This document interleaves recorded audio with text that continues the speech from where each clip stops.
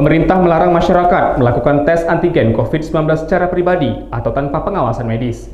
Pengambilan swab antigen pribadi dinilai tidak akurat dan tak dapat dipertanggungjawabkan.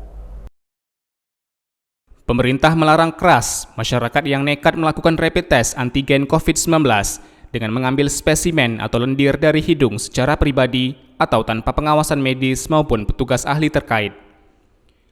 Juru bicara vaksinasi COVID-19 Kementerian Kesehatan, Siti Nadia Tarmizi, menyebut tata cara penggunaan alat deteksi dini COVID-19 memiliki prosedur khusus yang tidak bisa diterapkan oleh sembarang orang, terutama masyarakat awam.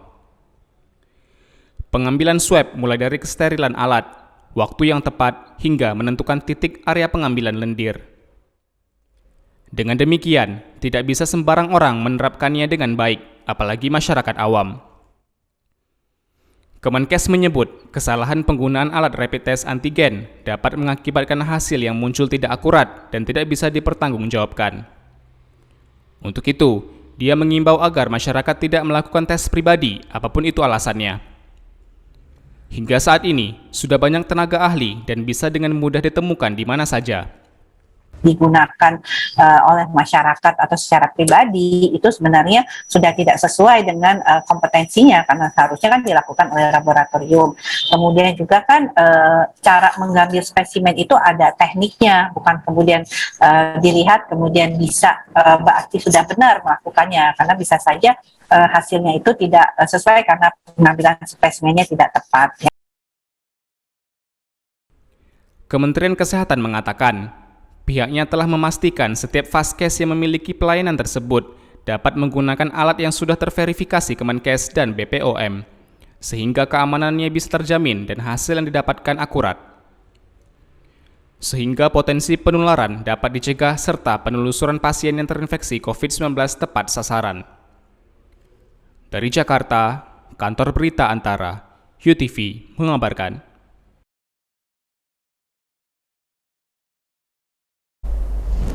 Terobosan industri transportasi terus melaju di seluruh penjuru negeri, salah satunya di Henan, China. Sebanyak 100 bus dan 100 taksi nirawak atau tanpa pengemudi dikabarkan akan beroperasi secara bertahap di Zhengzhou, Henan, China Tengah. China mulai melakukan terobosan transportasi terbarukan, salah satunya kendaraan nirawak, disebut Unmanned Ground Vehicle, UGV. Sebuah kendaraan yang beroperasi saat kontak dengan darat dan tanpa keberadaan manusia di dalamnya. 8 rute bus nirawak atau tanpa pengemudi akan dibuka untuk umum di distrik baru Jiangdong, Zhengzhou, Provinsi Henan, China Tengah. Bus tanpa pengemudi ini mulai beroperasi pada 1 Juli mendatang di area seluas 115 km persegi. Sebanyak 100 bus dan 100 taksi nirawak akan beroperasi secara bertahap di area ini. Para penumpang hanya perlu menggunakan aplikasi seluler untuk memesan layanan tersebut dan menaikinya. Ini akan memungkinkan penumpang untuk berpergian dengan gaya teknologi tinggi.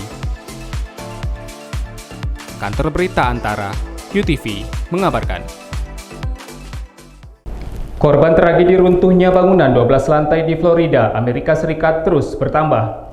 Hingga Selasa 29 Juni, terdata 9 orang ditemukan meninggal dunia dan 152 lainnya dikabarkan masih hilang.